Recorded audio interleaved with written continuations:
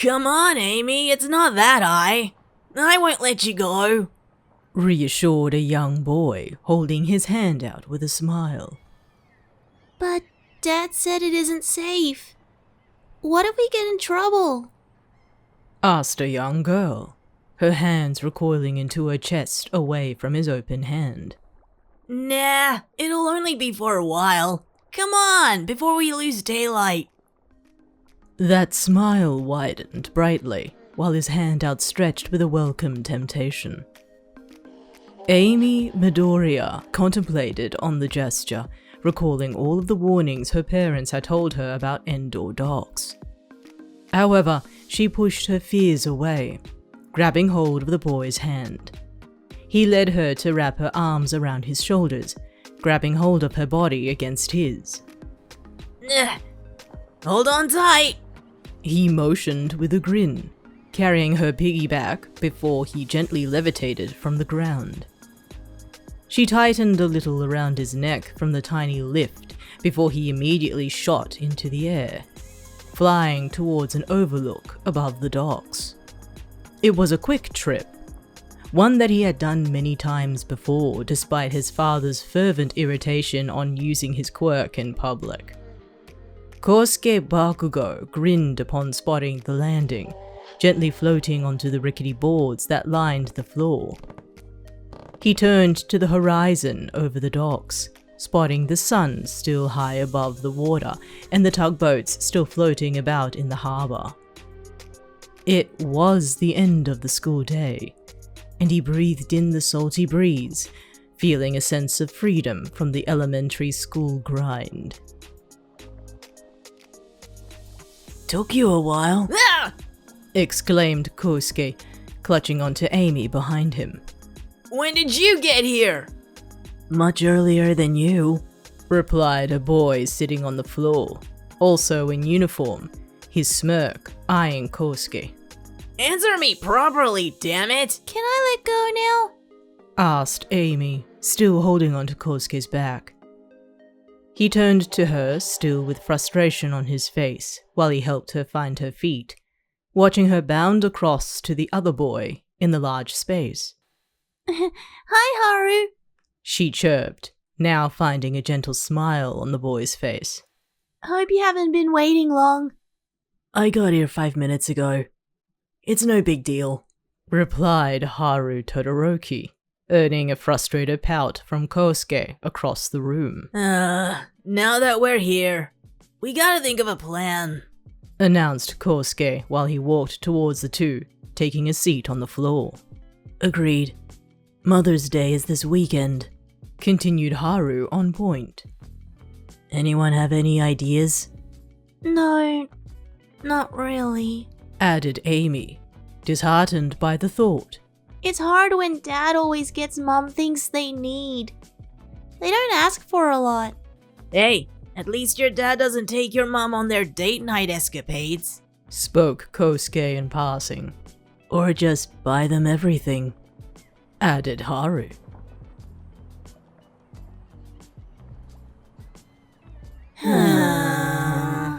All three sighed heavily, finding themselves in a larger plot than they anticipated. Kosuke growled in frustration, almost raking his brain for any clues to start. We gotta think of something. I'd rather not hand Mom another school project, he complained. This year it's macaroni bracelets. Oh, I would have thought they upgraded you to necklaces by now, stated Haru with a smirk. Shut up! At least I didn't make a potato-stamped painting. A glare befell Haru's eyes, staring directly into Kosuke's angry ones. Both boys continued to do so for a while, the tension growing warily thicker, while Amy glanced between the both of them, her worry etched into her brow. Guys, now's not the time, she piped, catching their angry eyes on her. We need to start a game plan or else we'll be stuck with school projects anyway. A moment passed before both boys quietly backed down from their squabble. Amy sighed in relief, her mind and thought contemplating on many things that ran through. So, we can't buy them anything expensive, but we always agreed not to give them anything from school. We can't cook, we can't bake, we can't— Why are you listing things we can't do? Interrupted Kosuke, his red eyes judging Amy's approach. You're already ruling out before we talk about it. Amy stopped before she recoiled into herself, keeping her thoughts inside her head while her eyes drifted away from Kosuke's. He stared at her, confused by her reaction, before a heavy sigh escaped from Haru. Good job, he remarked sarcastically. Did you forget that doctors are still trying to determine if she has a quirk or not? Kosuke choked on his breath, being reminded of the circumstances. Both he and Haru had already determined their abilities, showing prowess in the examinations with flying colors. However, Amy had nothing to show. For Haru, he contemplated how the daughter of the #1 pro hero did not manifest anything as of yet. However, for Kosuke, he was told in confidence by his father why. He pulled at his lips, understanding that there was a possibility to acquire a quirk from her mother, but nothing. Kosuke grumbled under his breath, turning to Amy, who started to wallow in her thoughts. I'm sorry. He apologized, catching her eyes. I wanted this meeting so that we could do something for our moms together. And not have some crappy craft project from school. For once, I agree, spoke Haru. We still have time to figure something out. And hey, we can buy something for them, piped Kosuke with a smirk. I just don't know what that is. Well, what kind of things does your dad give your mom? Asked Amy, eyeing both boys.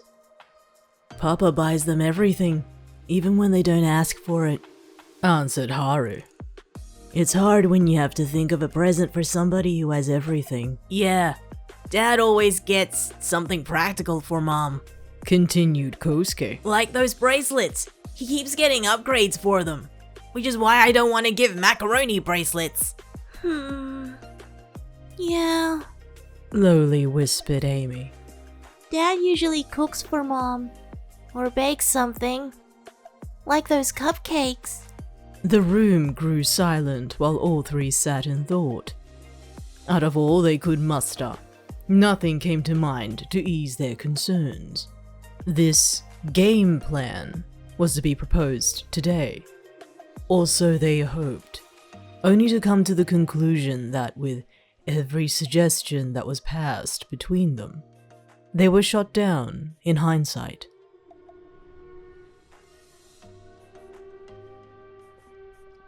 Kosuke eyed the harbor again, spotting the sun still hanging above the horizon, but aware that twilight hours were approaching. A game plan needed to be set, and fast, else the afternoon was for naught.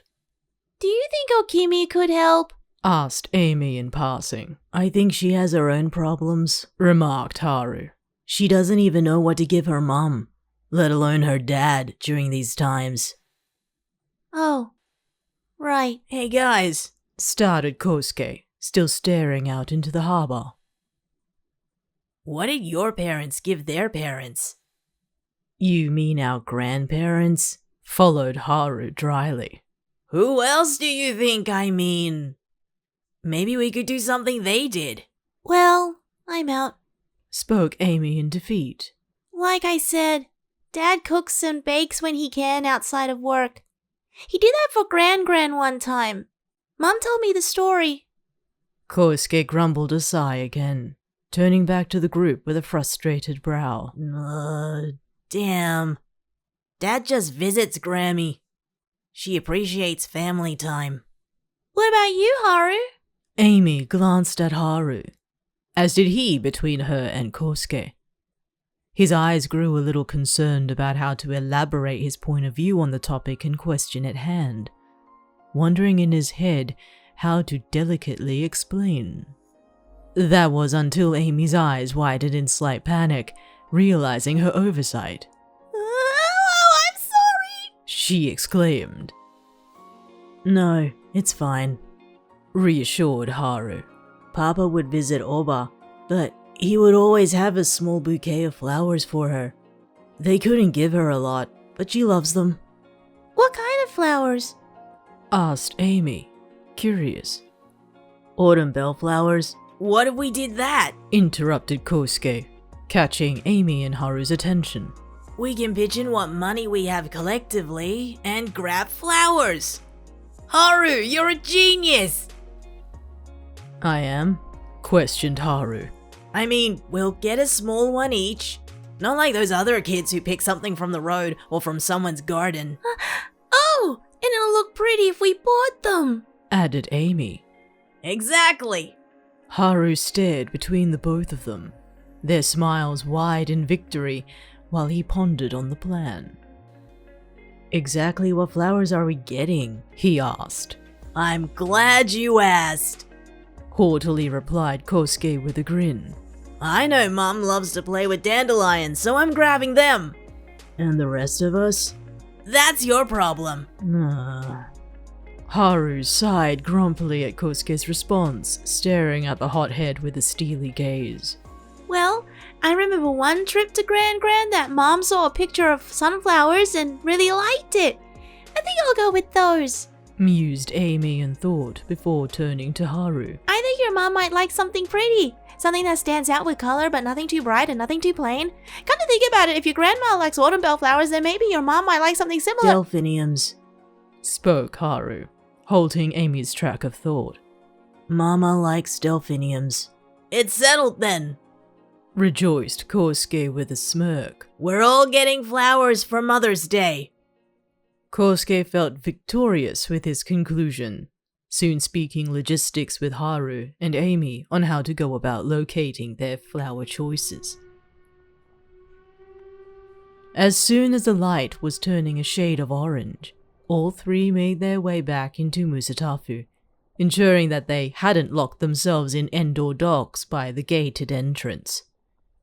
The trip back home was filled with conversation about school and other gossip between their families, minding their business when the public took notice of them.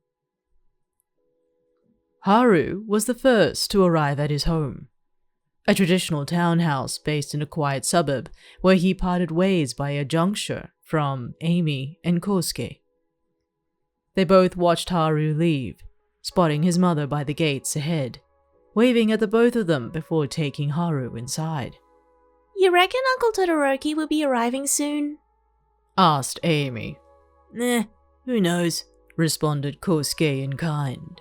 Come on, let's get you home. The rest of the trip wasn't a long walk for the both of them, watching the oranges turn a darker shade and the night creeping into the sky. Kosuke soon spotted the familiar apartment block ahead, eyeing the front doors to the elevators. Thanks, Kosuke. Piped Amy with a smile. I'll let Dad know you said hi when he comes around. Yeah, cool. Replied Kosuke, masking his nervousness about the gesture towards the number 1 pro hero. See you tomorrow straight after school. Gotcha! Operation Flower Power is a go! Copy that. Smiles widely shared between the both of them until Amy entered into the elevators, waving Kosuke goodbye. Let Uncle Bakugou know I said hi too. The doors shut, leaving Kosuke alone before he made his way to his. His home wasn't far, a modest house in the suburbs next to the apartment blocks that the pro hero Deku resided. He felt almost giddy imagining that was the case, watching all the adventures and the hallmarks of the number 1 on screen, despite the fact that he had met him in person, even going so far to call him Uncle Midoriya. He shook his head from the reverie before he reached his home's gates, entering into the dark home. He went through his usual routine every day. Switch the lights on, tidy his things, set up the kitchen, and begin prepping for his lunches for the next few days, thanks to instructions left on the fridge door. Being the son of 2 pro heroes had its downsides, but time for himself made him aware of the things that needed doing at home. Kosuke! Called a voice from the front door, interrupting his train of thought while prepping his lunches. He turned to find you, out of uniform for the day, but with a smile on your face, while you proceeded to remove your shoes. Oh, you started already? You asked. I was hoping to help when I got here. Kosuke carefully stopped what he was doing, running towards you with a joyous smile. He crashed into your hips, hugging around you as best as he could. Welcome home, Mom! He greeted with a smile. Nice to see you too. You chirped, patting his head. Still have room for one more? I'll need to start on dinner. Yeah, sure. I'm almost done anyway. You chuckled at Kosuke's excitement, watching him return to the kitchen bench while he quickly continued to prep his lunch, packing and washing things down. There were some things that just brushed onto Kosuke that reminded you of a particular man and his approach to things domestic. Your father's on his way soon. You informed, catching Kosuke's ear. We don't want him starving when he arrives. Wait, really? Piped Kosuke in surprise, his eyes brightening from the news. Does he know? No, not yet. You quickly replied. I left it for you. You spotted that smile again, bright and cheerful, while you made your way to the kitchen to be followed by Kosuke, eager to help you out. Time passed while the dinner table was prepped and ready to go. Dinner hot from the stove waiting to cool until the front doors swung open. Kosuke peeked from the table, running towards the hallway to spot a tall, hulking figure removing his shoes. Kosuke's bright crimson eyes shone in happiness, eyeing his father, whose disgruntled look turned to him with a smirk. Hey kid, Greeted Bakugou, gaining a hug around his neck by Kosuke. Bakugou easily carried him in his arms, walking towards the kitchen to find you preparing dinner onto plates. Hey there, stranger. You teased, earning a peck on the lips from Bakugou. I think Kosuke has something he wants to tell you. Really? Questioned Bakugou, eyeing his son in his arms. He was met with a large smile from Kosuke before the boy opened his palms before Bakugou. Crackling caught his ear, finding sparks appearing every so often in a tiny firework display within his son's palms. He was taken aback, turning to you in confusion and shock to only find that same cheeky smile on your face as well. It seems your son has both of our quirks. You explained. The doctors had said that I needed to take some more tests to be sure. Piped Kosuke. But I'm just like you, Dad.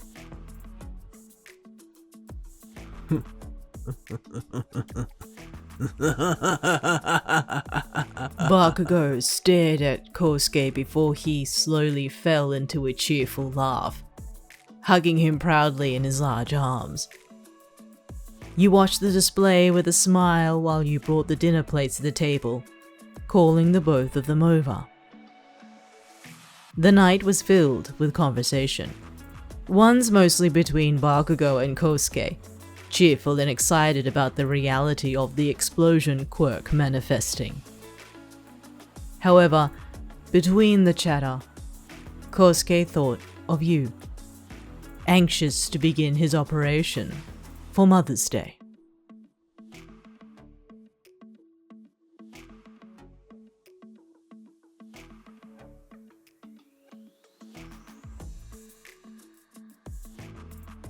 Thank you for tuning in to another fanfiction reading. If you enjoy what I do or would just prefer to fall asleep to my voice, please hit the like button, ring that bell, and subscribe to my channel. I admit that I have fallen in love with this future AU, this second generation of cast, and the problem is now that I cannot get myself out of this pit. I don't know whether that's a good thing or a bad thing. However, this does not deter me from the projects that I originally started. I do tend to jump from one thing to another quite quickly, but I also create things because I actually feel like I need to get this written out. I need these headcanons and these situations to be written out, I guess, when the motivation hits.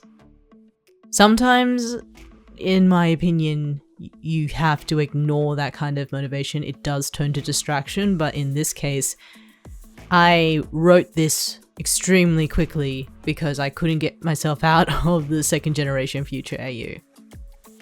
Mind you, there was originally a Mother's Day fanfiction I was writing for the Pro Hero AU, which is still in the works, unfortunately. But if I do get myself around to it, it will be released at a future date.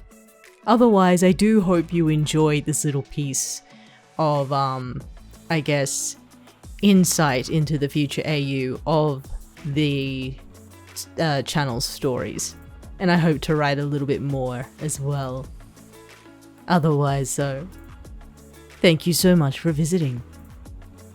I hope to hear from you soon, next we meet.